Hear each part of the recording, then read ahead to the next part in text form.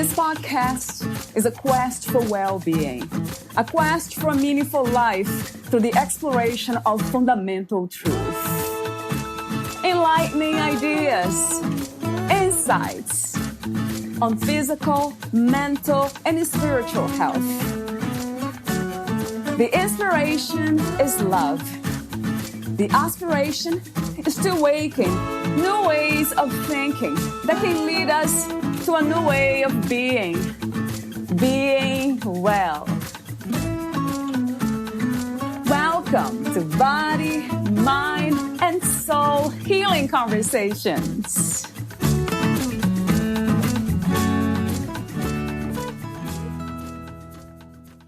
Valeria interviews Laura B. Young, the author of Remove Obstacles to Experience Unstoppable Feminine Power. How to Stop Betraying Yourself and Live a Life of Grace and Passion. Laura is a licensed marriage and family therapist, LMFT, and certified clinical hypnotherapist, CCH, a trained counselor, and an author of several self-help books. She is devoted to helping people, especially women, in becoming more of what is possible for them. She draws from over 30 years of clinical experience. She established her private practice, Life Resource Center, in 1992. Over time, Laura has specialized in relationships, life transitions, grief resolution, stress management, and women's creativity groups. Her most recent book, Remove Obstacles to Experience Unstoppable Feminine Power, addresses many ways that women betray themselves without knowing. Many obstacles that hold us back are hidden. In her book, Laura shows us not only how to find the hidden that keeps us stuck, but how to heal what is found. Meet Laura on laurabyoung.com. Here is the interview with Laura B. Young.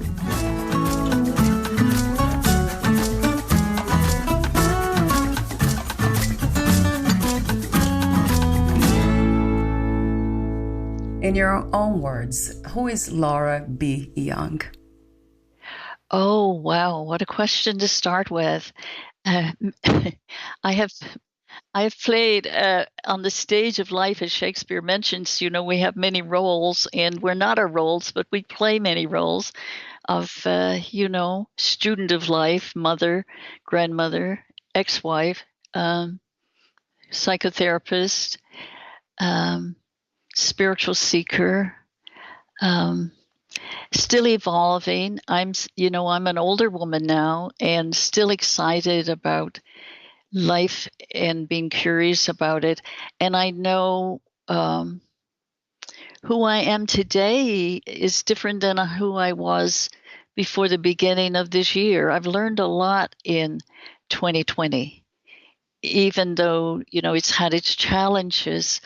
I have been really working at getting to a different level of peace about a lot of things that would normally have irritated me before this year. So still evolving, really. And thank you for asking. I'll think about it more after we finish.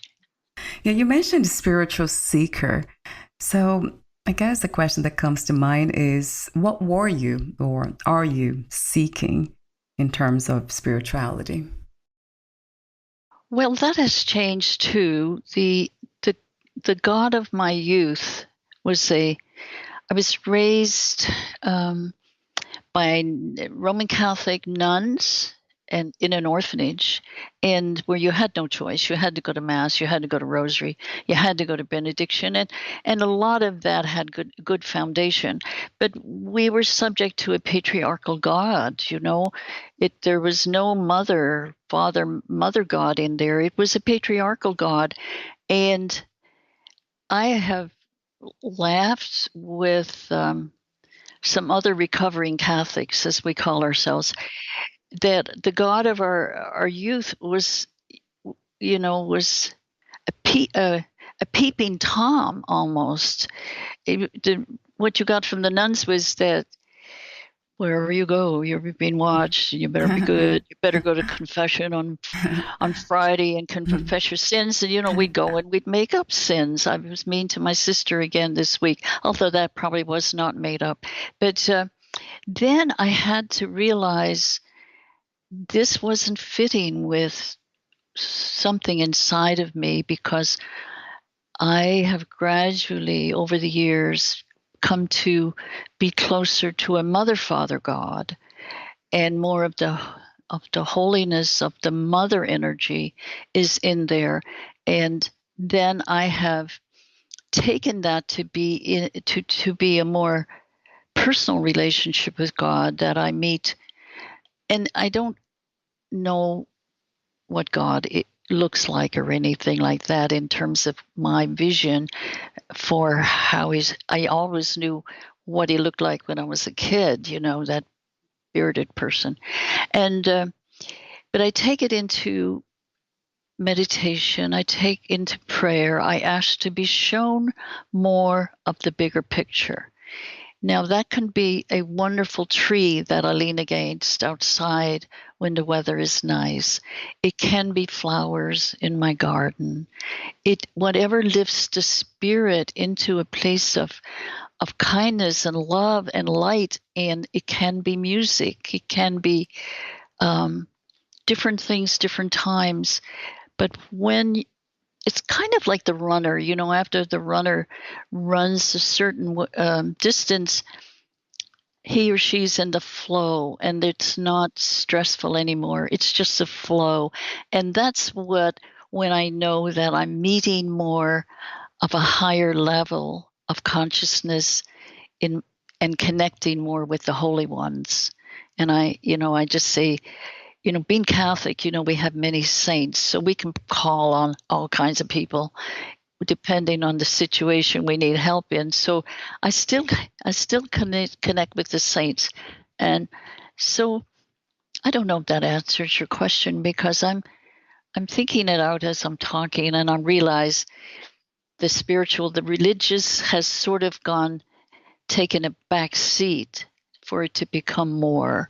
And now it's more of a spiritual connection that I know I can feel that I'm in sometimes, and sometimes not so much, I love how you connected this spiritual, let's say, manifestation, personal connection to whatever we call the divine.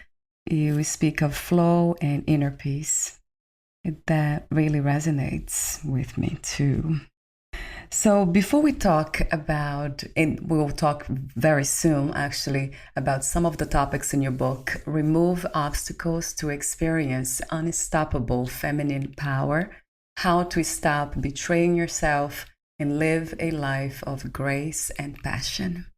So before that, let me ask you this question, Laura. What is to be successful to you these days? Oh, it's different every decade. Right. Yeah, it's certainly not about cruise or. I think success would be now for me. My children are grown, and I'm in love with my grandson, who is in graduate school now, and that was successful to have that kind of love and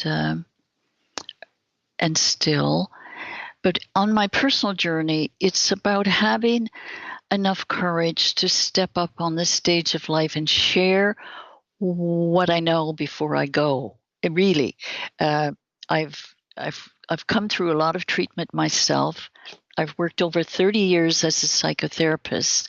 I have helped in my fashion, to the extent I can, thousands of people, particularly women.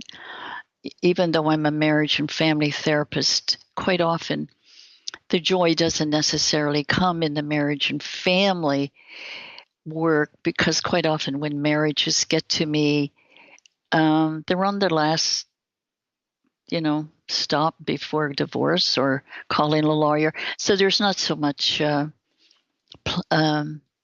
upliftment in that. So mine is to share, is to help women in my own little ways. It would be successful if in my own little way I could help women, more women, reach more women to really appreciate and value who they are, and to come out from under the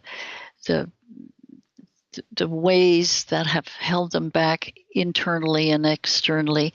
It's kind of like we've done quite a bit of work externally. I mean, it started in the 60s, or it started 100 years ago when I saw those beloved suffragists marching, you know, I mean, and in the 60s, we got some of the inequalities met, but it kind of went about, we had to do something drastic like bra burning to get attention. Yeah. We would never have gotten that if we just sat around and asked, you know, Right, so without true. doing something drastic. Yeah.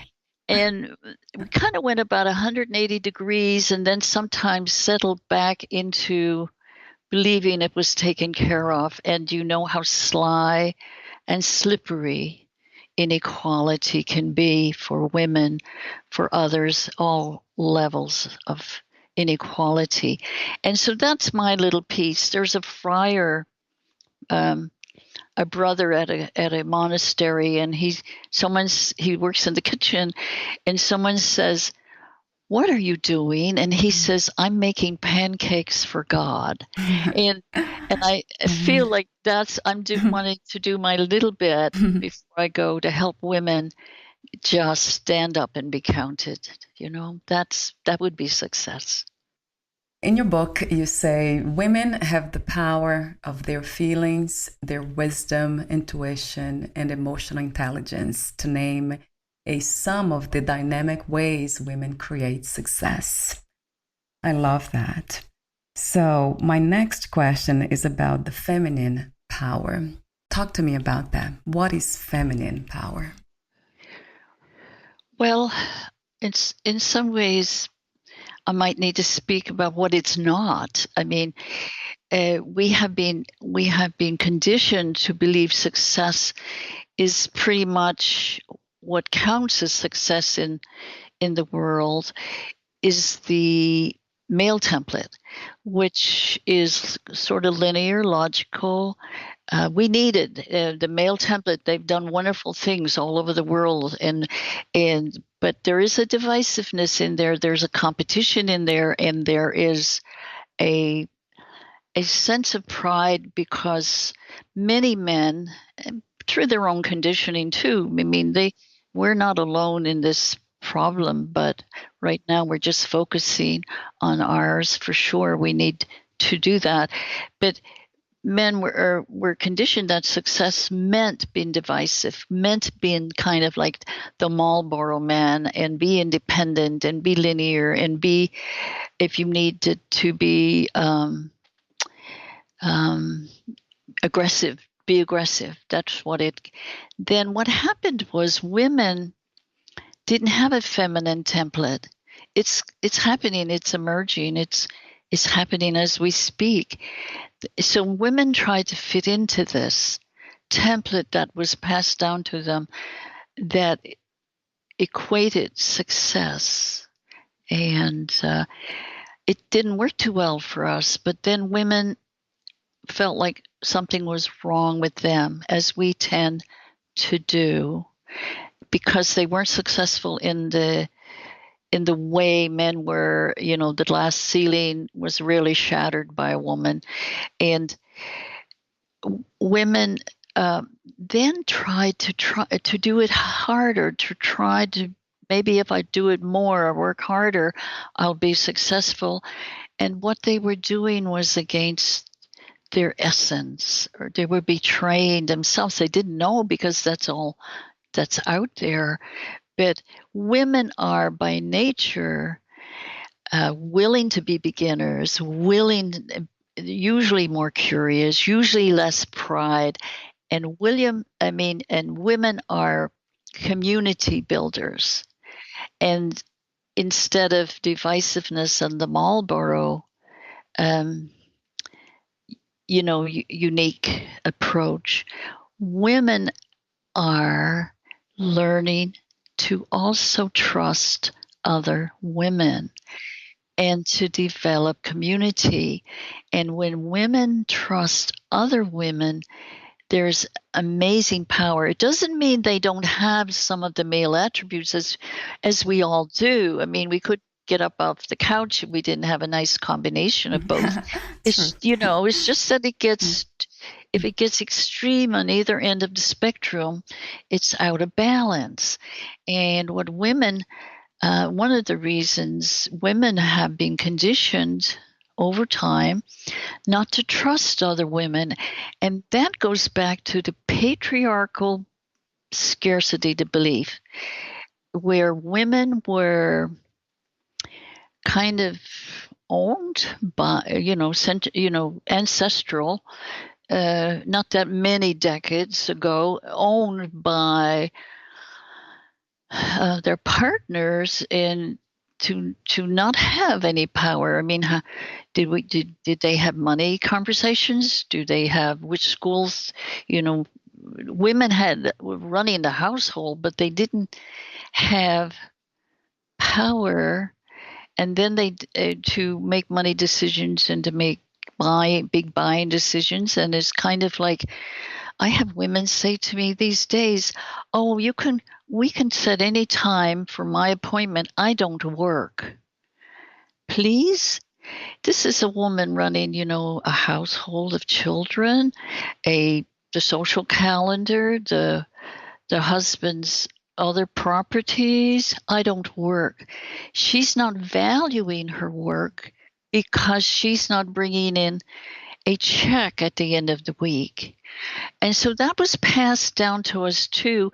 And it's like there's a scarcity of men. So be careful. Don't get too cozy with another woman or other women because they may take your man. I mean, it's so sly and divisive, and we think, oh no, that's not there today. That's not there today. Some vestiges of it are still there. So what's really good is women are starting to see each other in the fullness of who they are and what they are contributing, and their courage and their beauty, even if it's not a cheerleader model, seeing beauty in themselves. And I, work to help women love themselves. Sometimes that's a bit of a journey because if they didn't fit into a certain mold, they have, disregarded themselves.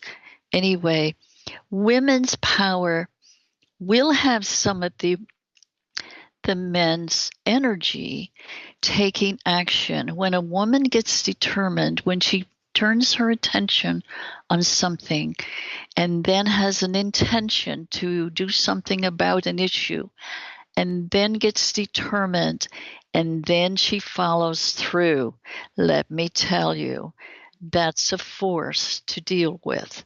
And that's also, in order to do that, you have to have male attributes of setting goals, following through, and having a plan. But women's power incorporates that gift and flourishes it and opens it up in a way where community is included, not divided, not us against them kind of thing. A question for you. I think we spoke about this briefly off record, the difference between force and power. I noticed that even a lot of times I hesitate to use the word power, and I see a lot of women doing that. Yeah. Is that because we're confusing power with force and control? Yes, because that's the only template, that had any power around us as we were, no matter what, you're a lot younger woman and I'm a lot older woman, but in between there have been several generations who were still raised with that template. And when I asked a colleague of mine to, and and if I had my time back, I would have changed the title, not to leave out the word power, but it's too long. Anyway, that's how you're never finished. But I asked her to look at the title, and she I wanted her to review a couple of the first chapters, and she couldn't get past the word power. Right. She spent days finding synonyms for me to use instead of the word power, because she said that is such a turn off. That's just going to turn women off. They won't read it. And I saw her point, because from where women come from, power means control. Power means aggression. Power means if it doesn't work, use a bigger hammer. Power means if it doesn't work, we'll take out the heavy artillery. So, but really, really true power, what we're talking about with the heavy artillery and with the aggression and the bigger hammer, Valeria, is weak. It's weak. It's weak. When a woman stands in her power, and we've all had these moments, even those of us who have had to work through submissive issues, which is, we're work in progress. None of us are ever done, ever. But we, to stand in our power is a bit like the sentence I mentioned, when we decide this far and no further. Remember the Mothers Against MAD? Remember some time in your life where someone was pushing you, and we've all had a moment, even if it surprised us where it came from, where we say, no more, this is it. And we draw the line. And when you do that, if you do it without aggression, without anger, we can do it with rage too, because sometimes we don't have enough power inside of us to do it without rage. Rage is really, as I talked about, a false power, but in the moment it feels kind of good, we kind of go there.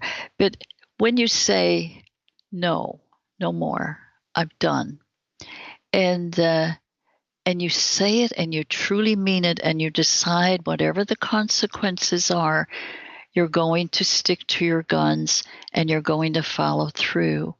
That is a feeling of true power, without divisiveness, there may be divisiveness as a result, because we can't expect our loved ones or our relatives or our loved ones to support us in our change.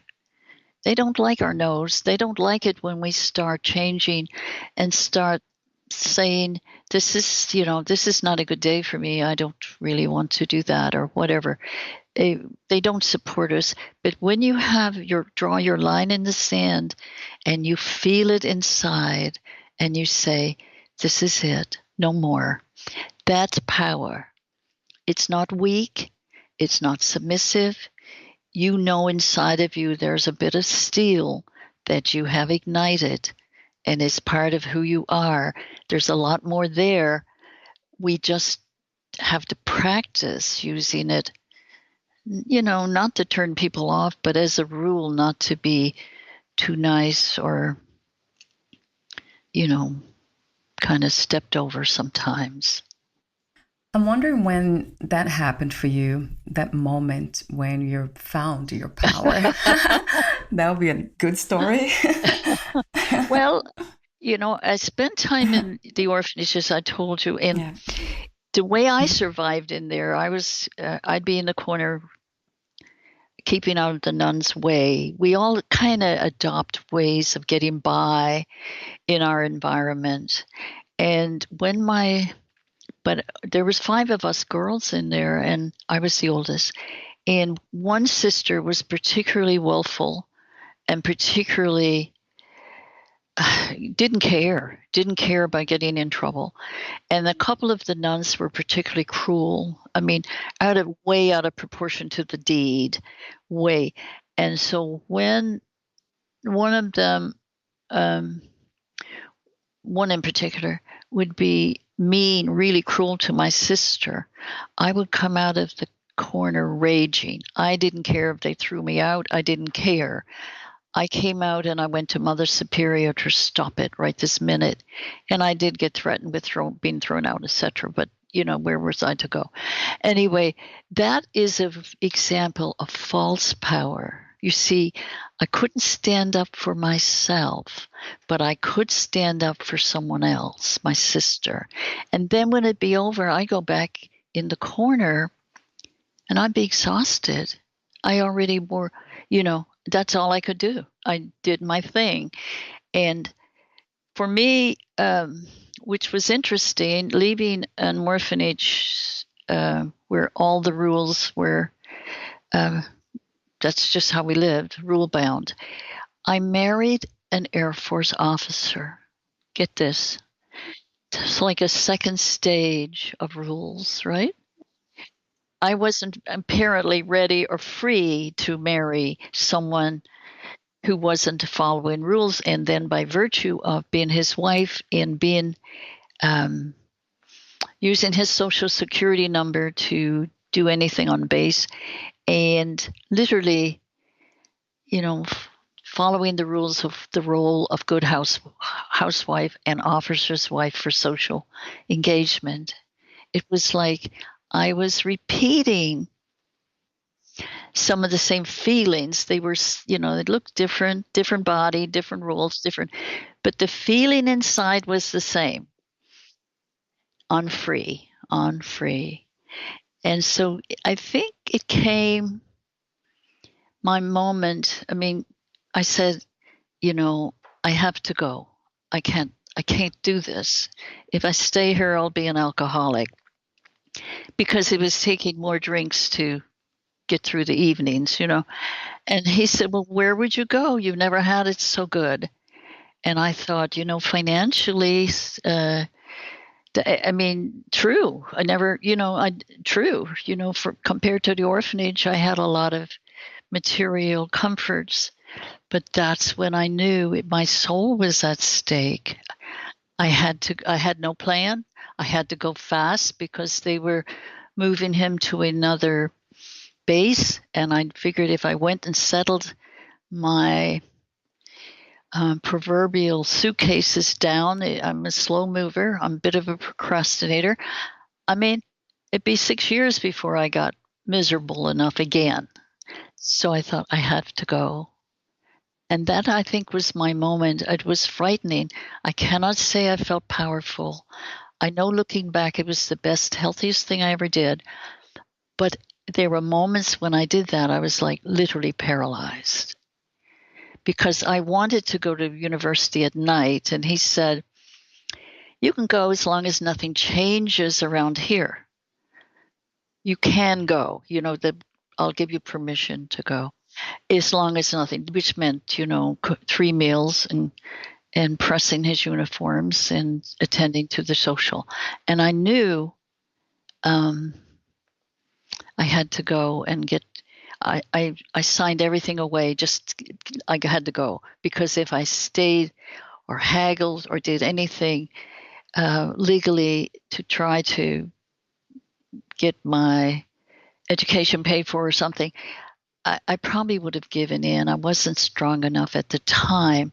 I just got a few moments of courage, a few moments where I did something out of character, and it built on itself enough for me to leave and then go to university at night on my own, So, yeah, there was a moment or two, and that made all the difference in my life.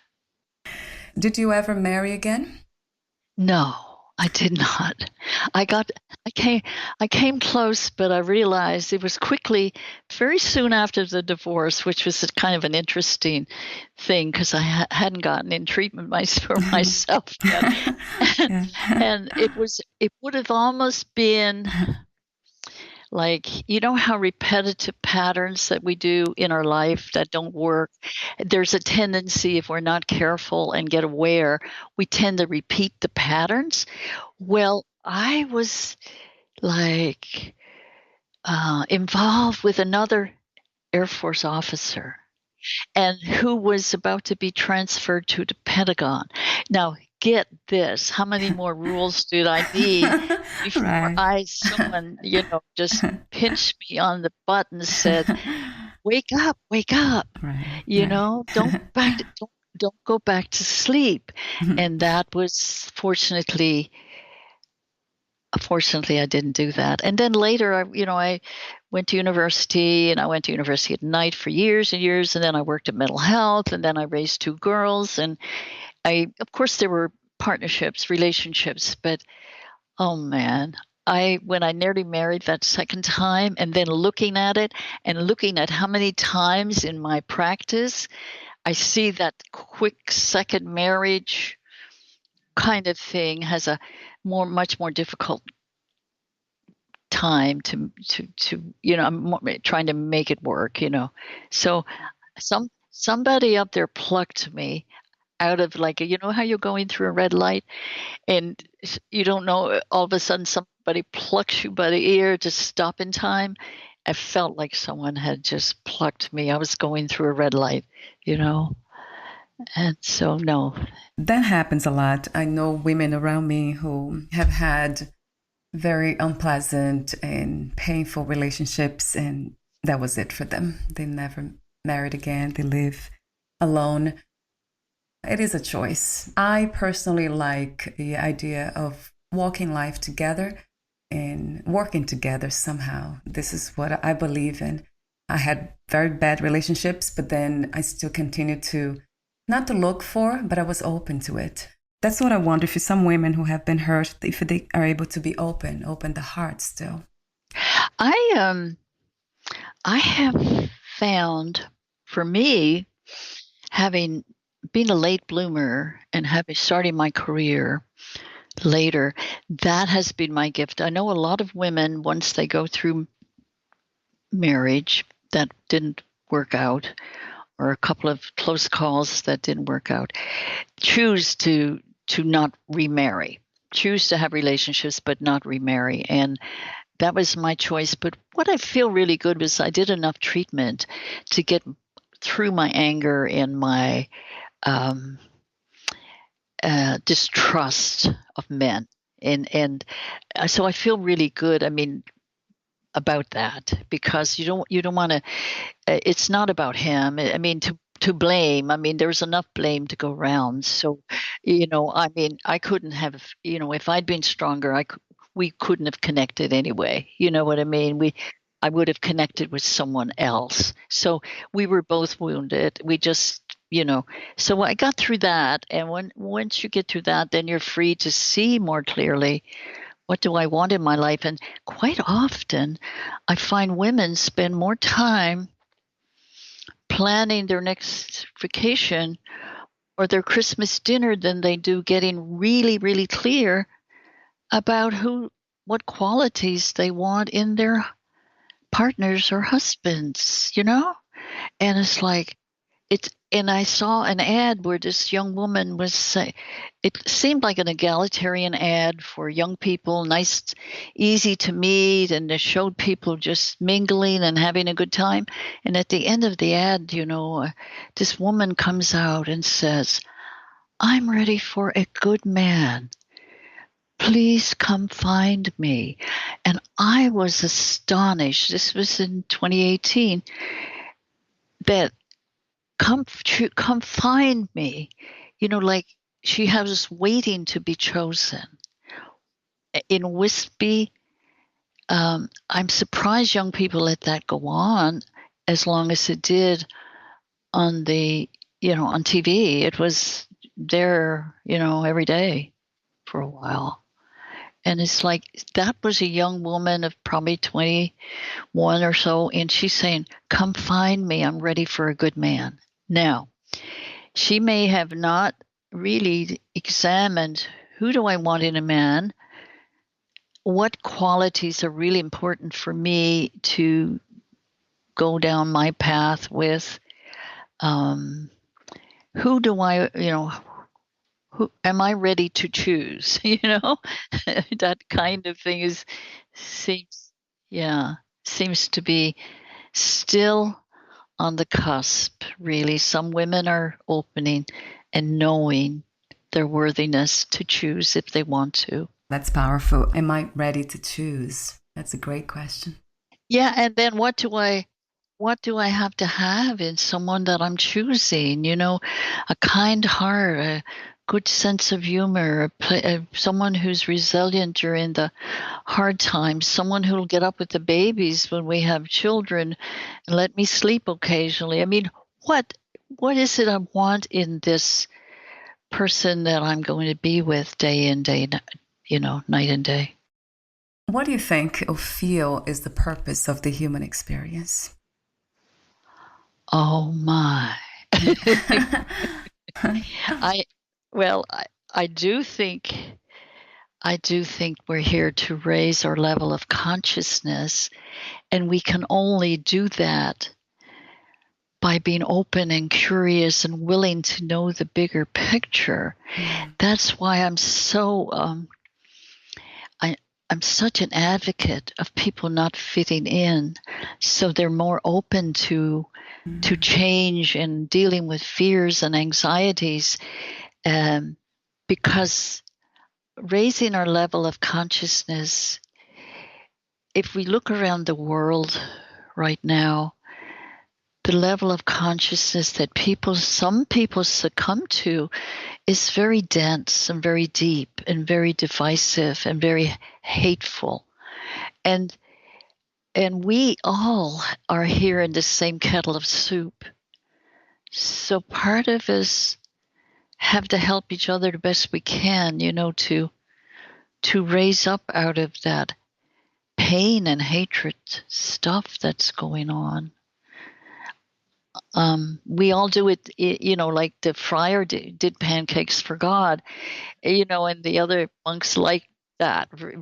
He pleased them, and you do what you do, opening up the world to new ways of looking at things, and I do what I do to help women, more particularly anybody really. I have worked with wonderful men too. Young men in particular are more open today to new ways of looking at the equality in between the sexes. But I think we're here to evolve. I mean, and what I believe also is if we don't get it, it's not like we're condemned or anything. It means we get another chance. It's kind of like it's repetitive, the slow struggle and pain. If we don't face it the first time around, like I did in my marriage, meaning if I'd been facing anything, we would not have married probably. I'd marry again for those 2 children for sure. But the second time around when I nearly remarried, that was like a chance to heal some of the stuff I did wrong the first time. And I nearly succumbed to the path of least resistance, which would have been, in that case, financial security and at least some contentment of some sort, You spoke of fitting in, and this is something that you speak in your book too. So I guess I'm wondering if unconditional self-love can become an antidote to trying to fit in. Even unconditional self-love is something to aspire to. Very few of us, we may have moments, we may have days, but quite often because of our conditioning, we have an inner critic that keeps us from that unconditional self-love. Now, self-love of any level will help us do the hard work of valuing who we are when we don't fit in, because when we don't fit in, our relatives get very anxious. It's much easier for our parents and relatives for us to fit in and watch the same shows and vote for the same person and not turn anything upside down. In this family, we all, in this family, there's no time for doodling until after all the work is done. In this family, there's, you're not going to be a starving artist here. You have to be, all the women are expected to be nurses or do this. There's so much pressure, and people think they have moved past it. And I've had a woman who's running a company and has 34 employees, and they love her. And she says, I feel so free and powerful at work. And then when I go see my parents, help me. She said, I become 12 again. I am not free of their expectations. They can't imagine that I went to work and running a company. They had their template that I was supposed to fit, and it wasn't this. And she said, I succumb. So part of it is, it's almost like, to the degree we stop fitting in is the degree we can really increase our self-love. It's kind of like that gives us the courage to turn around and say, hey, girl, good for you. You broke some boundaries here. You broke some expectations here, but no one, you've got to stop betraying yourself. Absolutely stop betraying yourself. And sometimes people fit in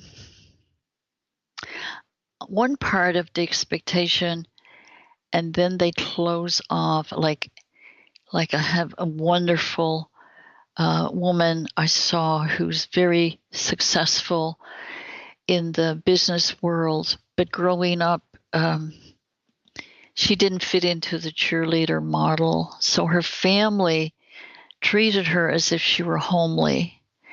And she believed that. She believed it. And so she has been striving for, and she has risen to success outside in her career and outside.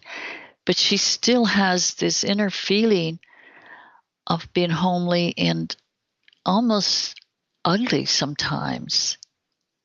So she left the family in some respects, but not where it hurt very much, very deeply. Particularly when you're in 7th grade, not fitting in, you need some comfort from the family or somebody that says, but you're beautiful and we love you and this will change. And there was none of that. It was like, well, at least you're smart, that kind of I have I feel like women, if they would stop and look and really look at who they are and the courage they have and the rich tapestry of emotions that they have, which the men need terribly because, they look to women for so many things. And women are hubs of families. And the children revolve around them, and the dinner revolves around them, and women, even in those situations, sometimes because they're not bringing home a paycheck, or even if they are, if it's less than the husband's, don't have a little space of their own, or to go to, or they say, well, you can call, I can book you with you anytime. I'm not working. That if they were aware of what they do, that family would fall apart without her. They would. It wouldn't be the same. I don't know. I read something from Christine Northrup when she wrote Menopausal Women. I forget the title of the book, but I read it years ago. And she said, I come home and she was, medical doctor, hard, long day. And she said, everyone is there waiting with their mouths open. She said, and I'm thinking, she said, I used to be a pleaser, and I'm with menopause, I'm surely growing out of that place, and I'm looking at him and saying, "What's wrong with you? Don't you have? I mean, why couldn't you start supper? Why are you waiting on me to get everything going?" And she addressed, and that is true for a lot of families. You know, the woman is the hub of the family, but doesn't realize how and value the power she has, not to lord it over them, but to be as much as to say, this woman that I was talking to who said, "Oh, I have the run of the house. And my husband has about 3 places he uses with his workout and his big TV screen when he has guys over for the game and stuff." I said, "Okay, tell him you're going to create a little spot in the house that's going to be just for you."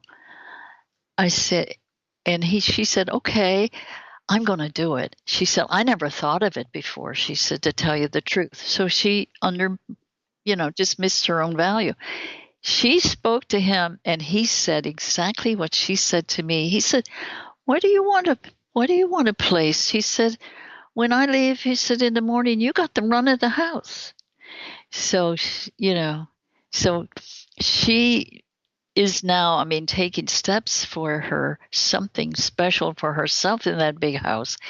But she had echoed him before he said that, you know? Such a important message for all of us. And I would, in a way, include men as well, but especially women, as you've been saying, about knowing that value in ourselves and not being afraid of claiming that, of honoring that. But instead, I noticed that I did myself in the past. I would become resentful. I was aware of my value and being devalued, and then I would become angry and upset. Oh, excuse me, but when you do that, when you hold back your expression, and I don't mean, attacking, I mean speaking up for what is truly valuable to you. When you hold it back, when you stuff it down, that feeds depression, anxiety among any and other like physical diseases if you don't attend to it sometime. I mean, people push down grief and push down anger and push down feelings of being stung and not valued, and it doesn't go away. That's what's so scary, is women's health are at stake. And I mean, we could do a whole session on men too, and I do value what they go. It's a different thing. Ours have been more slyly before the age of reason. We're in a different energy field. We're in right now, you and I are in beta. We're into thinking. We're into expressing. Before the age of reason, which is about 7, children they start with baby delta, alpha, theta. It's called merging energy. And in order to survive, we take in whatever's around us, we take it in as if it is the truth. We can't express, and even if we did, who would listen, or if we could, but we take it in to survive.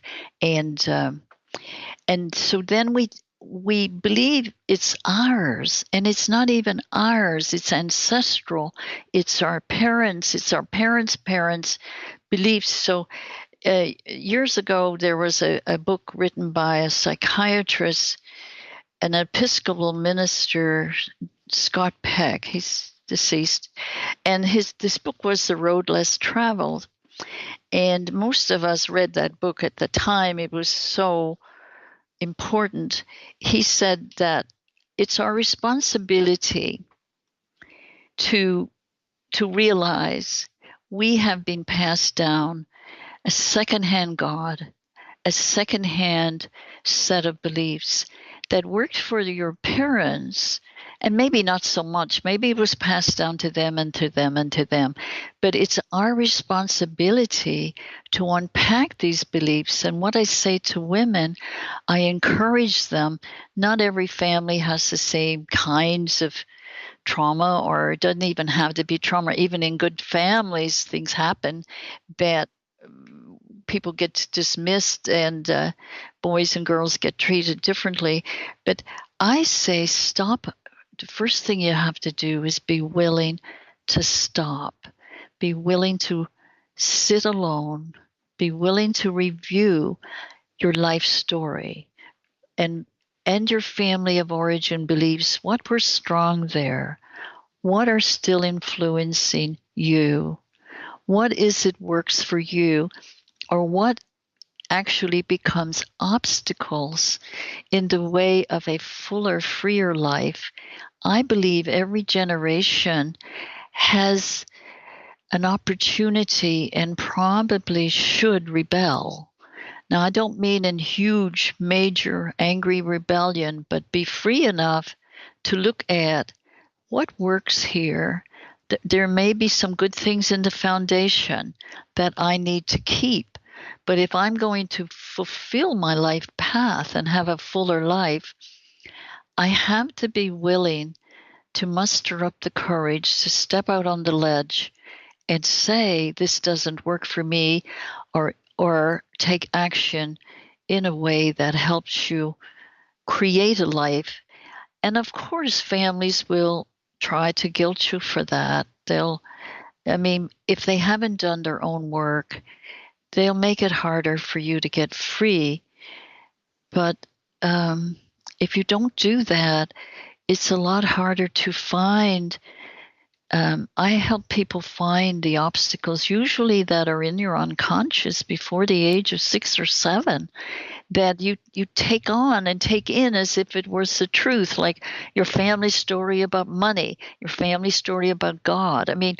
In my family, before I even went to the orphanage, before my parents died, there was a belief that said, and we were in poverty, we were poverty stricken, but that meant you were closer to God. So you can imagine what that meant in terms of unpacking that really, really strong belief of associating poverty with God and having the freedom to make a living and to learn how to, make a decent living and make some changes in the world.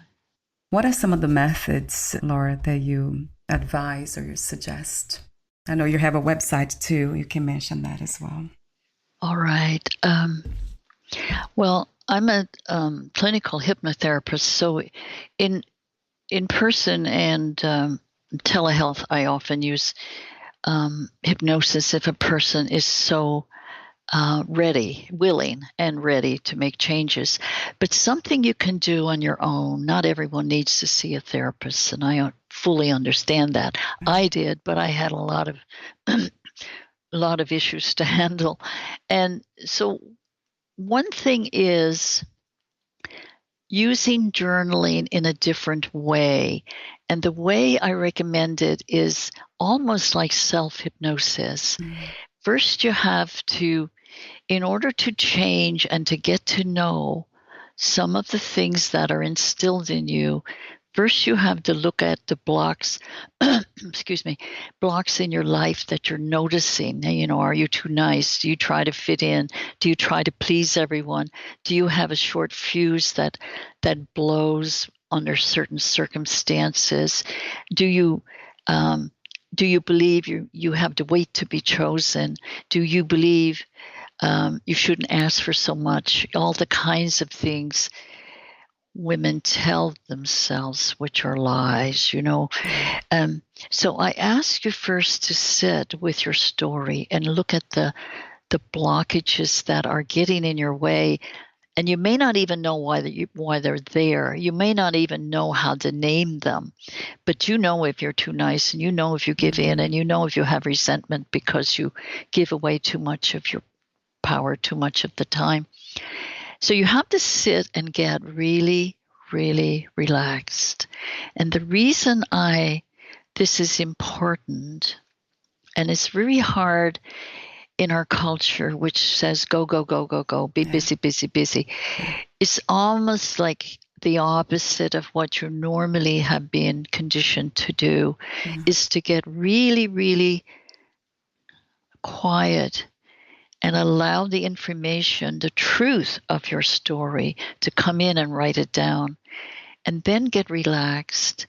And in a relaxed state, that helps bring you back to the earlier states you were in, when this information from your family of origin that's causing you problems now, you merged with it. So then in a relaxed state, you start going into that energy field and you call up a younger version of yourself. Usually this self is before 7. Sometimes some of the problems definitely become more concrete after 7. They don't just go away because now you can think, because there may not be anyone there to talk to about it. But the merging part is merging with a younger version of yourself and literally allowing her to come close, to envision her, and ask her to work with you, if she'll cooperate with you. And quite often none of us are how we look on the outside, Valeria. Inside of us are all kinds of little people who are wounded at different ages. And it doesn't mean we have to attend to every single wounding. Sometimes, like woundings, umbrella together, and when you get the core of it, many experiences of that are healed at the same time. So I do ask people to get really relaxed. That's the big piece in our society, because I have women who want to do the work but don't have that inner permission to let go and be with themselves and block off maybe, an hour where they're going to attend to their inner life. I agree 1,000% with relaxing, taking time, and boy, writing and healing, they are very much connected from my experience. Yeah, it's really much more powerful than you give credit for. I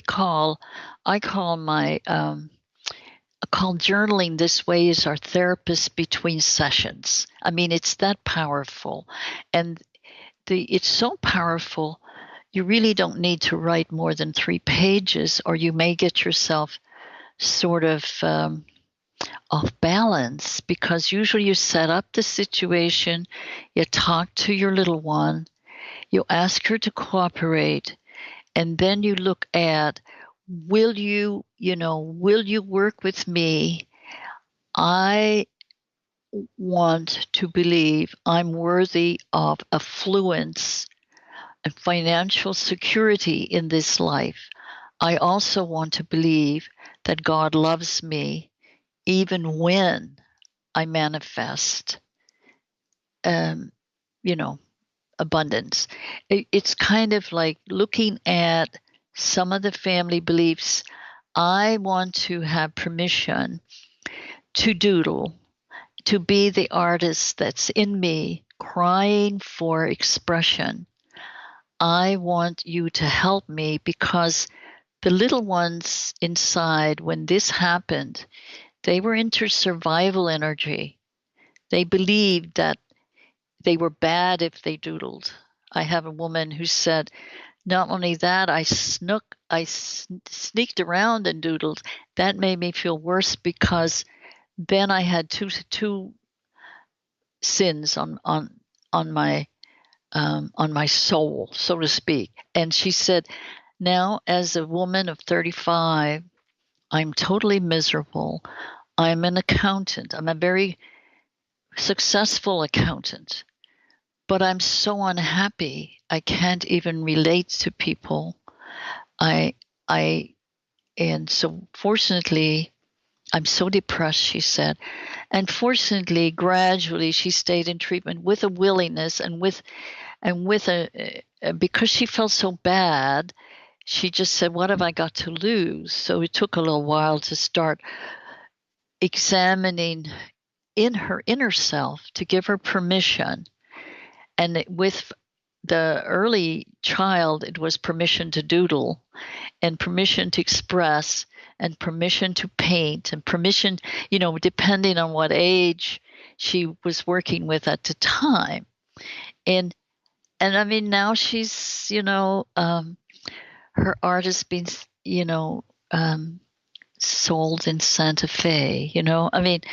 It doesn't even mean that it has to go that way. It means for her, she was a suppressed artist, but for some people, it's just suppressed creativity. It might be knitting a lovely scarf. It doesn't matter what you've suppressed that we didn't do in our family until all the work was done. And the work never gets all done. There's never time. Yeah. We're almost at the end, Laura. Before that, where can we find more information about your work? Well, one thing would be laurabyoung.com, my website. The other is if you have trouble relaxing, and this is a free relaxation audio. It's laurabyoung.com/relax/ laurabyoung.com/relax/, and it's just a 9-minute audio, and it's free, and it will help you go through and understand how much difficulty you're having with letting go. You may need additional audios after or additional exercises, but at least this will give you an idea of how ready you are to let go of some of the conditioning and some of the things we run around thinking is very important because we have that time scarcity thing going on inside of us, but some way to let go so you can start relating to that younger self that needs some new permissions to value all that you are, new permissions to take all that you are out into the world. Every one of us has a gift. I don't care. You can be, you can be the one who brings casseroles to someone's door when they're sick. I can't be depended on to do that. That's, I'd be a lousy one to depend on for that. But if someone is dying or in grief, I'm fine with that. So we all have different ways of being here in the world and being appreciating what it is we have to offer. That makes me think about the prison that we create for our own selves. Yeah, we do, and you know it, and I know that you run across that with a lot of people that you talk to. How we all have to be aware of it, not just with ourselves, but help others to get out of the prison as well. So I have a few more questions. I call them final questions. Would you like to add anything, Laura? All I know is we need women to step up and be counted as never before. I mean, it was always important, and they have no idea, many of them, their beauty and their strength.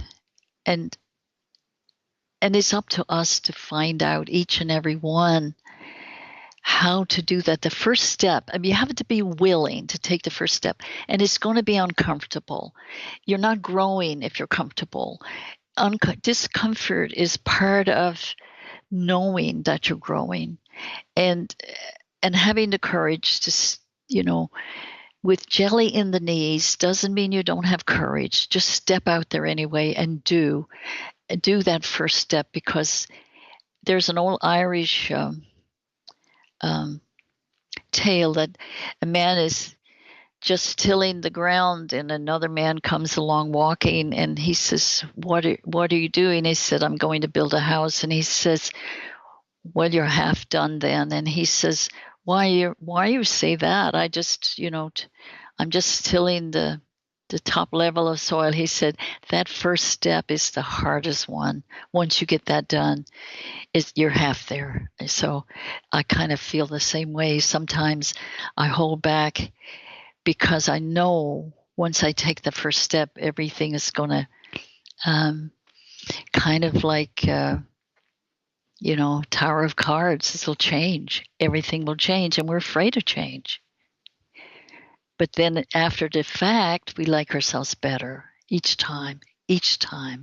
I have one little, may I just read? I have this little poem about, oh Lord, it's like, it was written anonymously. I don't know who wrote it. It says, I worked for a menial hire, only to learn dismayed that any wage I had asked of life would have willingly paid. So what are you asking for life? Don't underestimate your power to have more, to be happy, to be joyful, and to have a great influence for the greater good. That's so basic to human beings, to be happy, to be joyful. Of course, just survive, but survive in the sense of evolving, as I understand, which it is being joyful. Yes, and you're lovely with your energy. It's such a pleasure. It's such a pleasure what you're sharing with all of us. Thank you, Laura. What is another word for freedom? Well, Janis Joplin said it's nothing else to lose. That could be it too, right? Yeah. Freedom is, well, joy. I had a woman who wanted to belly dance. And when we got to the essence of, and she was in her 40s, so she didn't expect to be doing much. I mean, she could, but she had that idea she couldn't.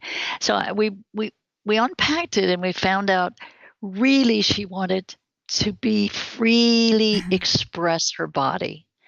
And it was so beautiful because she took that inner core need for freedom and she started dancing the tango. Mm. And it was like, that was physical freedom, and that it impacted her emotionally and spiritually, because she said when she danced the tango, it was unity. It was two bodies moving in unity. And so I guess we all have for me, it's a moment of joy represents freedom, and I'm so grateful. I mean, I could be out walking and see a bluebird, and that moment of joy is that a gratitude that I have freedom and protection in my environment, that I'm free to go out and walk and express my gratitude for the beautiful bluebird, Yeah. So it's different things to different people for sure. 2 more questions. If you knew you would die soon, meaning losing the body, would you make any change in your life or do anything in a different way, Laura? Yeah. But I mean, I don't think I have, I don't have a lot of time, so I would stop procrastinating. I would. I mean, I do still have to tackle that sometimes when I get up and go to a blank page and don't know what to put on it, and I go to the refrigerator and then I go make a phone call, that stuff. I wouldn't do that so much. I don't do it as much as I used to, but I wouldn't do that anymore. And I would be, I have a lot of fear speaking in public and getting my message out to women. I would probably not give a flip and just do it every chance I got, and wear a purple hat and not care, And I think there's one more thing in the process of doing the writing and being a psychotherapist and busy. I have kind of neglected my friends. I mean, they're lovely. They're there. They're all retired. They want to know when I'm going to retire, and I say never. I can't imagine retiring, and so I haven't given them the time, and sometimes my family, because my work gets a hold of me sometimes. Yeah, I change a few things. I'd meditate more often. I mean, I do it fairly regular, but I would probably make more time, like maybe twice a day. What are 3 things about life you know for sure as of now? I used to know a lot more for sure than I do now. Oh my, when I had answers for lots of things that I don't no longer have answers for. I know for sure that it's never too late to change. Even if you think it is, it's not. No matter how many strategies you've tried, no matter what you've done, and life is still a struggle. You really, if you're willing, you can want to and not be willing to do the work, so that's different. But if you're willing, you can shift it. And even if you're older, you can have a very happy old age. I mean, I'm a lot happier as an older woman than I was as a younger woman. And I know it can be done. And I also know that our world depends on women stepping up and being counted and being in community and valuing whatever they have to offer. I know that. I know that is critical to this world's salvation, And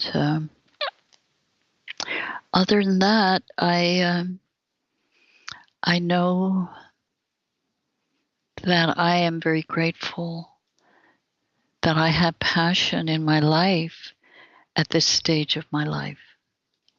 Thank you so much, Laura, again, for sharing your wisdom, your mission, your beautiful presence. Thank you. Thank you ever so for allowing me to do this with you. And I just love your work. And I'll be checking in more and more to hear some of your other guests for sure. Yeah. Yeah. So again, where can we find more information about you, your books, products, services, and future projects? Well, I'm getting ready to do an online course for women. And that just been the thing I have been, going to the refrigerator to avoid doing. Yeah. I have all the information. I just have to get it in form and template, and also be at the mercy of a lot of other people once you do the writing. laurabyoung.com is a good connection. laurabyoung.com/relax/ for the free audio. And then my Facebook page is Passionate Living. Lord, I blanked out on my own page. My book is on Amazon in soft cover and Kindle. So Laura at liferesourcecenter.net. If you have an interest in a coaching or psychotherapy session, or just want to talk about, maybe you're a kindred spirit that's working with women's issues and want to talk about some things, my best email is Laura at liferesourcecenter.net. And my phone number, 24-hour message center, is 1-334-277-7955. If you remember that Facebook page, please send it to me and I'll add to the link of your podcast profile too. I'll have all those links in there. I'll do it. Yeah, thank you. Thank you. Thank you so much again, Laura, and we'll talk soon. Yes, thank you. Bye for now.